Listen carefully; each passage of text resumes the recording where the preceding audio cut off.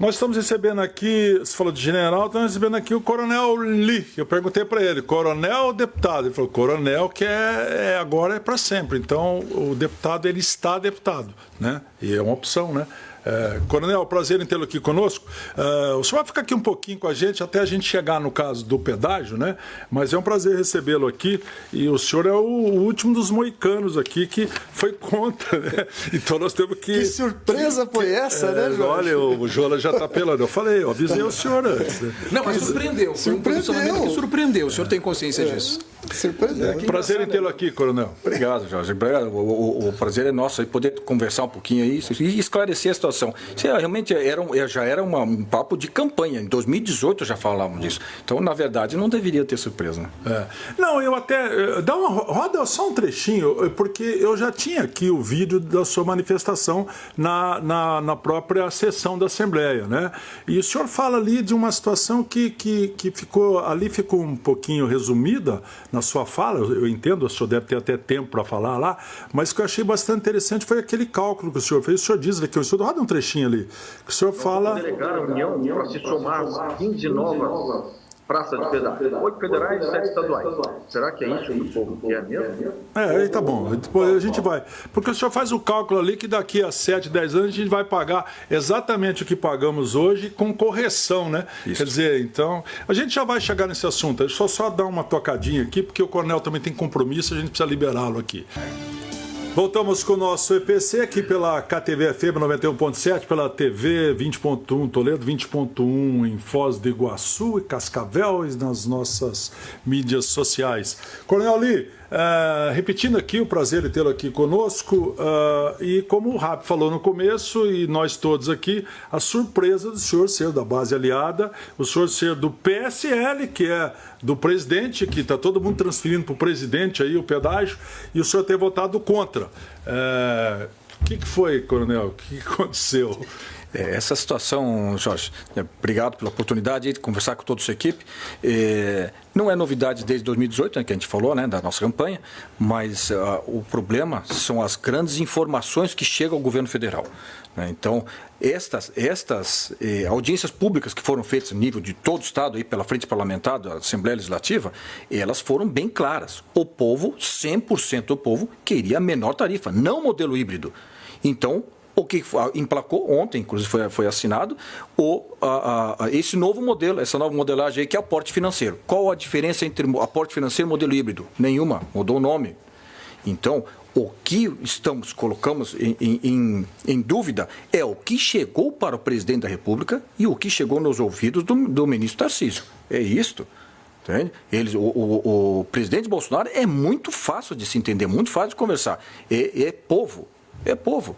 Então, é para zerar o imposto do gás? Vamos zerar o imposto do gás. É isso que ele fez. Não é isso mesmo? Outra situação que sempre me chama a atenção quando a gente vê nas redes sociais as discussões que ficam aquecidas em relação a esse assunto é tentando colocar um culpado, tentando encontrar o pai da criança. Mas nesse momento não é muito mais interessante pensar na educação dessa criança, no futuro dela. Por exemplo, nesse momento o mais importante não é definir esse contrato que pode lesar a sociedade como um todo, ao invés de apenas tentar definir quem é o responsável por esse contrato? Você falou certinho. Então, nós temos que ter sempre dois olhares. Primeiro, o de administrador. Para o administrador, este atual sistema que foi aprovado, inclusive, esse é o sonho de qualquer administrador público. Né? Então, vai ter obras, vai ter pontes, vai ter viaduto, pista dupla, Wi-Fi, tudo vai ter. Mas alguém vai pagar a conta. Mas aqui teria no anterior a duplicação de Foz do Iguaçu a Curitiba, não aconteceu. Teria a duplicação de Campo Mourão a Cascavel, depois mudou para Corbélia, Cascavel, isso. E não saiu. E já estamos... Quantos dias faltam, Jonas, para completar os 25 anos? 100 dias. 25 anos. Não vai sair. Por quê? Porque agora todo mundo está escaldado, está com medo dos pedágios, logicamente, né? Isso vai ser, esse cuidado realmente está sendo feito. Estamos tendo esse cuidado. Na confecção dos novos contratos, ainda nós temos alguma margem de podermos negociar uma situação ou outra. Né? Mas quanto a essa, onde vai ser colocado as praças de pedágio, foi escolhido, como dizem, tecnicamente. né, como esta emblemática aqui, Cascavel Toledo. Por que Cascavel Toledo? Porque entre Cascavel e Guaíra tinha que existir, tecnicamente, 2 praças de pedágio. Então, para que não existam as duas, colocaram neste trecho, de Toledo para cá, porque é o maior fluxo de veículos. Então, para compensar. Vai ter uma compensação para os usuários frequentes? Sim, não se sabe os termos ainda. Então, isso ainda é possível tirar? Ainda existe um último fio de cabelo de esperança tirar. Mas entre Cascavel e Guaíra tem que existir. Agora, essa praça, Coronel, não é em razão... Ninguém falava da praça de Lindoeste e da praça de Mercedes. E daí desviaram o foco totalmente para essa praça de Toledo e surgiram essas praças de Lindoeste e de Mercedes. Isso daí não é um acordo que possa ter para tirar a atenção de Mercedes e Lindoeste, não se discute isso, se discute Toledo, e aí Toledo de fato não entra ou não entraria já, e aí surge alguém como o salvador da pátria, que foi aquele que conseguiu tirar essa praça. Então ou não tem esse... Você falou assim o termo certinho, como salvador da pátria. Nós, Estado, né, como um todo, nós deixamos as nossas estradas acontecerem o que aconteceu, chegando nesse péssimo estado de conservação, né, para que daí nós chegássemos como salvadores da pátria com esse novo sistema. Então, onde é falado assim, de 60% de tudo arrecadado vai ser recambiado para as estradas estaduais. Este é o cálculo. Então, é um alto negócio? Alto negócio. Como é que, então, Santa Catarina e Rio Grande do Sul, que são nossos vizinhos aqui, eles conseguem manter as suas SC, as suas RS? Como é que consegue? E nós, um Estado riquíssimo, não conseguimos manter. Inclusive, aqui, tudo bem, é federal, né? A Toledo, Cascavel é federal, mas ela já está duplicada. Está pronta. Está quase pronta também no trecho entre Toledo e Marechal também. E ali vai ficar mais ou menos R$7, segundo os técnicos lá do Ministério lá dos Transportes. Quando saiu um leilão agora, esta semana, de Santa Catarina, R$2,50. Pois é. Então, o que é um preço razoável, né? Mas o senhor mesmo diz ali, naquele vídeo que o senhor falou na Assembleia, e eu acabei no exibindo inteiro, que hoje nós teremos o desconto, que é o preço médio que teremos aí, e nós viríamos a 7. E que daqui a 7, 10 anos, segundo o estudo que o senhor fez, nós vamos estar pagando o mesmo valor de hoje corrigido, é isso? Não é nem estudo. Isso está bem explícito em toda a papelada que nós estudamos ali. Ele é explícito. Então, ele é uma estimativa que seja uns 40% de desconto. É uma estimativa. Né? Mais do que isso é muito difícil. Para o início da concessão. Para o início da concessão. Né? Então, é mais ou menos. Então, o vencedor da licitação, os vencedores, vai ser em torno de 40%. 40% em cima de uns R$15 aí, vocês devem calcular mais ou menos quanto que vai, né? Uns R$9 e pouco. Sim, mas aí o Wagner do Sintropar fez uma conta para nós rápida. Tem um desconto médio ali de 40%. A média vai dar 30%. Entram 15 novos pedágios. Ele gastava R$100 mil de pedágio com o caminhão. Entrando as 15 novas, dá o desconto de 40, vem a 60. Entra 15 novas praças, ele vai pagar 110. Exatamente. Vai pagar mais. Esta é a nossa bronca. É uma matemática muito básica. Quem que não está querendo enxergar essa conta, deputado? Isso. Então, vai ter um desconto razoável. Aos meus olhos, é pouco desconto pelo que estão pagando. Mas, com essas novas 15, nós vamos pagar a mesma coisa, numa viagem. Tá. E aqui, voltando à sua pergunta ainda, por que vai voltar ao mesmo preço daqui a 7 anos? Porque por estes papéis que foram apresentados a nós, em 7 anos as empreiteiras, né, as pedageiras, elas têm 7 anos para entregar 90% pelo menos das obras no edital e 10 anos para entregar 100%.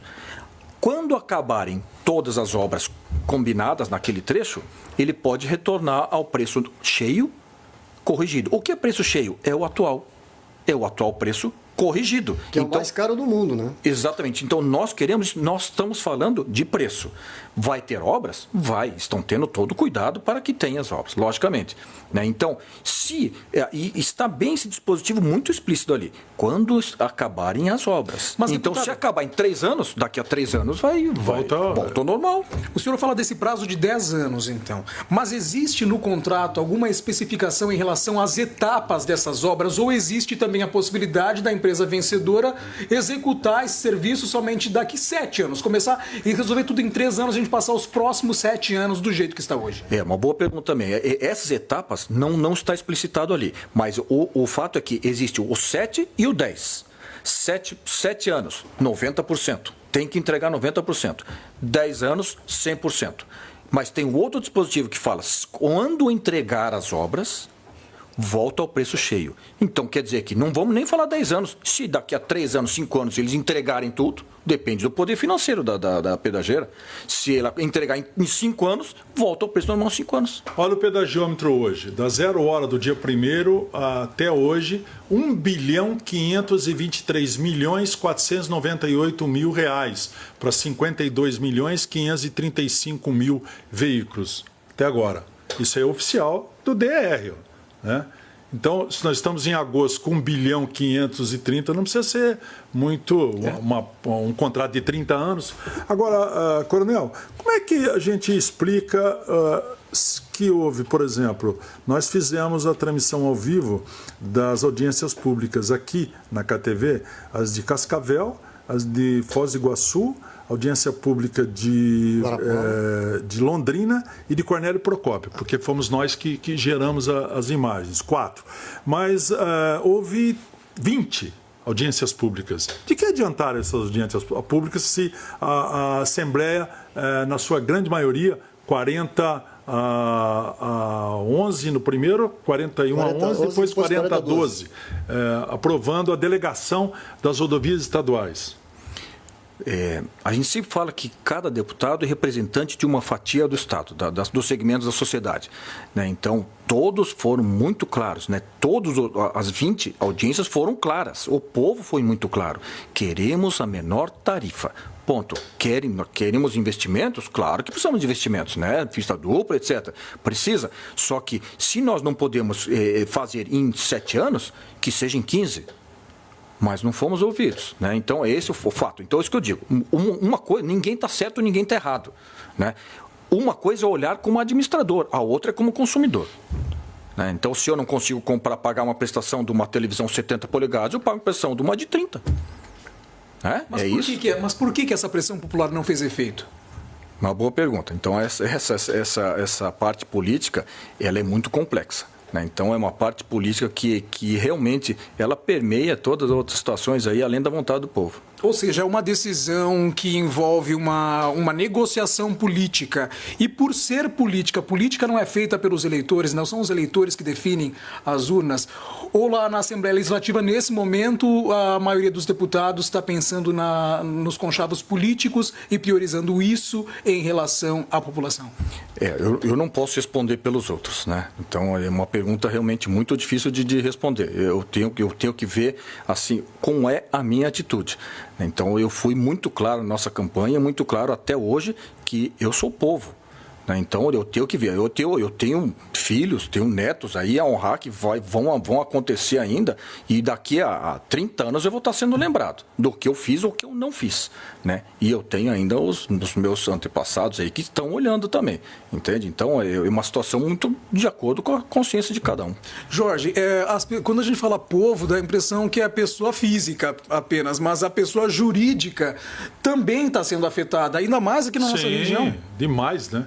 O setor produtivo vai sofrer demais. Então não é só o povo, é a empresa também.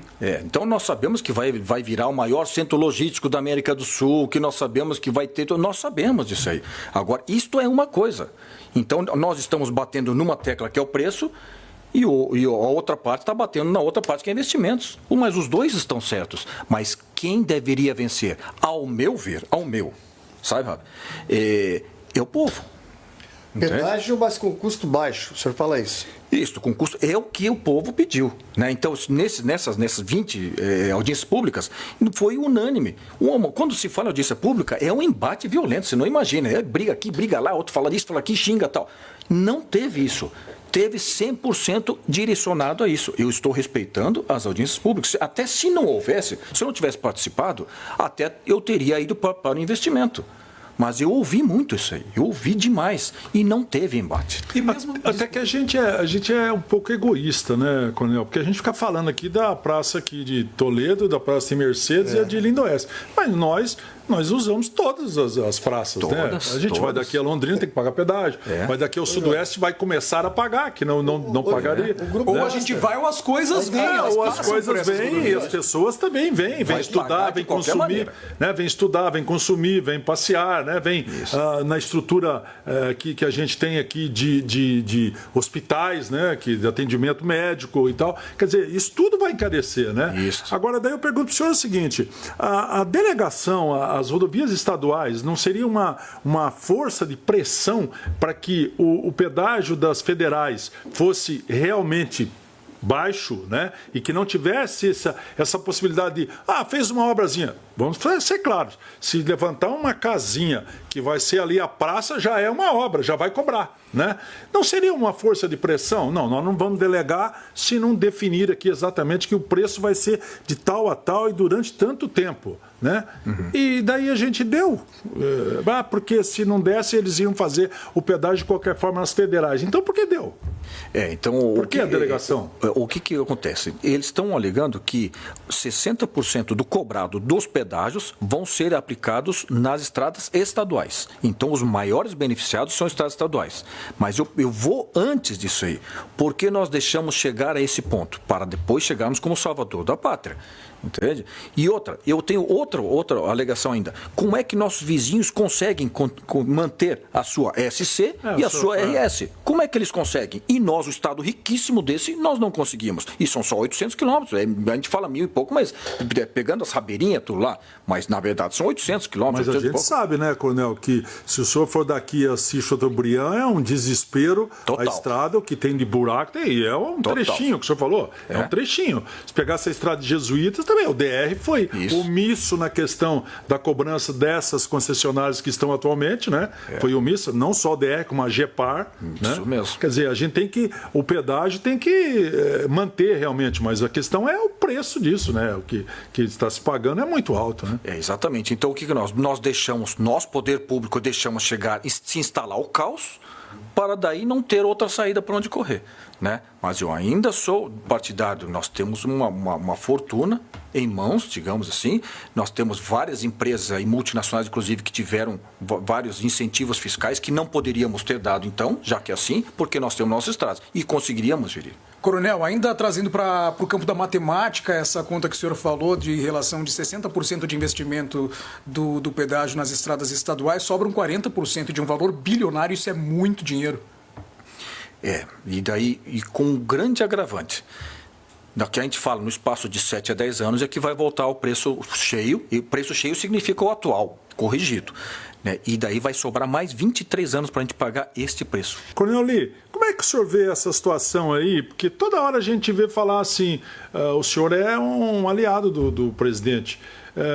O ministro Tarcísio ele quer que assim, ele que mudou assim. Como é que o senhor vê isso? O senhor falaria com o ministro Tarcísio? Nós estávamos assistindo essa novela já há muito tempo. E nós sabíamos que esse momento ia chegar. Iam jogar nas contas do governo federal. Então, mas as decisões que o Ministério da Infraestrutura e o presidente tomaram é de acordo com as informações que saem daqui.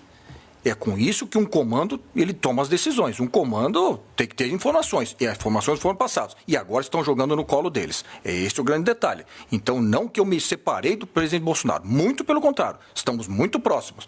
Mas as informações que chegaram foram outras. E agora estão jogando a conta neles. E o senhor que está lá em Curitiba, o G7, FIEP, FAEP, todo mundo apoiou essa questão do pedágio? Não é que no dia da apresentação de todo esse grande planejamento, teve um representante que falou pelo setor produtivo. E esse um representante está crucificado, esquartejado em praça pública agora. Coronel Lee, agradecer a sua presença aqui. A gente tinha outros assuntos para falar com o senhor. Até o senhor levou um pau aí da OAB aí, poderia até debater esse assunto. Quer falar rapidinho sobre isso? Porque eu sei que o senhor tem um compromisso, por isso que eu estou mais preocupado com o seu horário do que nós aqui. A OAB deu uma pegadinha pesada no senhor aí. O que aconteceu? Meu irmão... OAB, a subseção Cascavel. Cascavel. Né? Então, você veja, na minha vida profissional, o que significa OAB? Significa antipolícia. Então, é uma parte esquerda, né? OAB é importantíssimo para a sociedade, defesa da sociedade, sim. nas grandes operações, nas ocorrências corriqueiras de polícia militar, rebeliões de penitenciárias e outras operações, grandes operações, onde se encaixa a OAB? Do outro lado. Nunca ao lado da lei e da ordem, que somos nós, Polícia Militar. Uma força altamente militarizada, sempre tivemos a OAB como oponentes. E é hoje que eles vão vir junto comigo? Não. Eu pergunto para você, qual o problema nesse post aí? Qual o problema? O que nós quisemos falar... Rememora ele só para quem está acompanhando a gente aqui e não viu. Esse é um post sobre o Talibã, que ele está escravizando, digamos assim, uma mulher. É uma imagem que correu o mundo. Não fomos nós que tiramos uma foto aquela ou desenhamos. Está correndo o mundo. Colocamos lá. É igualzinho, que eu falei agora há pouco também, igual os motociclistas, né? Foi uma das minhas emendas para a frente parlamentar, foi com os motociclistas, veículos de 2 e 3 rodas. E daí tem vários segmentos da sociedade que nos atingiram também. Pô, mas só tem arruaceiro, só tem os caras vida boa, não sei o quê, pô, vai ser isento do pedágio e tal. Daí é a mesma coisa, eu falei, e daí motociclistas, vamos nessa? É a mesma coisa que eu falei com elas. E daí feministas, vamos? Vamos entrar numa nova guerra? É assim que a gente faz. Na vida nos faz assim. Você vai entrar numa guerra, você faz outros aliados. Vou entrar numa outra guerra, pego outros aliados. É uma coisa muito simples. É esse sentido. Agora, se tem gente delirando, tá lá, tá locupletando, tá pensando outra coisa, cara, sinto muito. Tá? Não tem nada a ver. Agora, eu vou responder uma coisa que eles estão pensando que eu falei nesse sentido. Tá? Inclusive, agora, eu pergunto... Cadê essas feministas que estão querendo me atingir? Nessa situação do Talibã ali. Só querem me crucificar, mas daí? Estão fazendo o que com elas ali? Pergunto também, uma coisa emblemática aqui em Cascavel. O tal do doutor Bacana, tenente-coronel Fernando lá. Daí, eu fui o responsável pelo inquérito das investigações, eu fui autor da prisão dele. Onde que estão as feministas? Foram dezenas e dezenas de vítimas, comprovadas. Tá? Cadê as feministas? E daí eu fui para a reserva, estou hoje na Assembleia Legislativa, fui uma voz isolada lá dentro, fiz a denúncia lá, porque foi tornado público, né? Chegou na televisão, tudo. E por que cadê as feministas? E por que a Justiça Militar absolveu o Bacana? Erro de denúncia. O promotor público, que não é militar, ele ofereceu denúncia no artigo errado. Então, mas ele corrigiu e já mandou para o Tribunal de Justiça. Chegou ontem, por sinal. Então, é uma outra história. Entende? Então, os juízes militares, os coronéis, eles têm que julgar de acordo com a denúncia oferecida pelo Ministério Público. Se foi um enquadramento errado, o que nós vamos fazer? Todo aquele trabalho, dezenas e dezenas de vítimas, elas estão esperando a justiça. E é o que eu falei, a justiça está batendo a sua porta. Vocês agora vão denunciar? Não, como que é a situação aí? Porque chegou algumas denúncias e daí nós começamos a intimar. Uma ou outra ali começaram e deu no que deu. Cadê as feministas? Não sabiam disso aí? Tornamos público, a imprensa tornou pública e cadê as feministas? Entendeu? Então a situação, ela é ideológica ou não? Pergunto eu. O que é OAB nessa situação aí? É ideológico. Todo mundo sabe quem eu sou. Eu sou ultradireita e não me escondo. Tá? Sempre fui. Né? E agora, o que é OAB? Até falei errado, novamente, Jorge Grato. Tá, eu tenho o meu filho mais velho e a do meio, eles são advogados. Também são da OAB. A do meio, inclusive, é advogada aqui. Entende? Eu estou falando errado. Não é a OAB. São algumas pessoas que estão permeando essa situação de esquerda. Ficou claro. Coronel, obrigado pela sua presença aqui. Esperamos tê-lo aqui outras vezes, né? Para a gente debater outros assuntos, segurança pública, que não tá essas coisas aqui também não, né? Tá feio. Coronel, obrigado. Coronel tem compromisso, por isso vamos liberar ele aqui. Obrigado, Coronel. Obrigado, irmão. Um abraço.